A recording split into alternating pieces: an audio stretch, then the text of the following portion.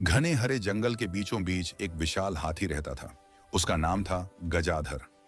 गजाधर जितना बड़ा था उतना ही आलसी भी। सुबह से शाम तक वह किसी बड़े पेड़ की छाया में बैठा रहता। कभी नदी के किनारे जाकर ठंडा पानी पीता, फिर वहीं लेटकर झपकी ले लेता। इतना बड़ा और ताकतवर शरीर मिला है तो क्यों ना आराम ही किया जाए। काम तो छोटे जानवरों के लिए होते हैं, मेरे जैसे राजा के लिए नहीं। धीरे धीरे उसकी यही सोच उसकी कमजोरी बन गई। अब वह पहले जैसा तेज नहीं रहा। थोड़ा चलने पर ही उसकी सांस फूल जाती थी और पैर भारी लगते थे। एक दिन जंगल में भयंकर सूखा पड़ा। नदियां सूखने लगीं, पेड़ों पर पत्ते झड़ गए और खाना लगभग खत्म हो गया। सभी जानवर अपने अपने तरीके से मेहनत कर रहे थे। कोई कुआं खोद रहा था, कोई दूर के इलाकों में फल ढूंढने निकल गया था।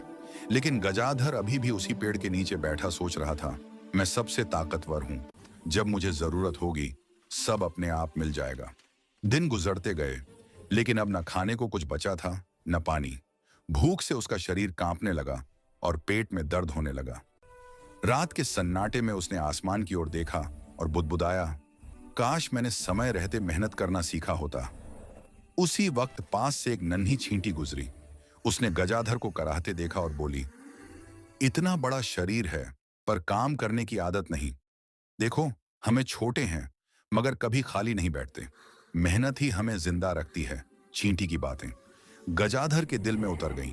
सुबह होते ही उसने फैसला किया, अब वो कभी खाली नहीं बैठेगा। वह बाकी हाथियों के साथ मिलकर जंगल में पानी ढूंढने निकल पड़ा। वह पेड़ों को हिलाकर फलों को नीचे गिराता। शुरू में उसका शरीर थक जाता था, लेकिन कुछ ही दिनों में उसकी ताकत लौट आई। अब वह जंगल का सबसे मेहनती जीव बन गया था।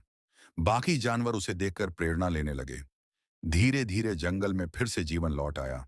हर जगह हरियाली फैल गई और सबके चेहरों पर मुस्कान थी। गजाधर अब समझ चुका था कि जो मेहनत करता है वही असली ताकतवर होता है। उस दिन के बाद उसने कभी आलस नहीं किया। अगर कहानी पसंद आई हो तो इसे लाइक करें, शेयर करें और चैनल को सब्सक्राइब करना ना भूलें। मिलते हैं अगली प्रेरक कहानी में। धन्यवाद।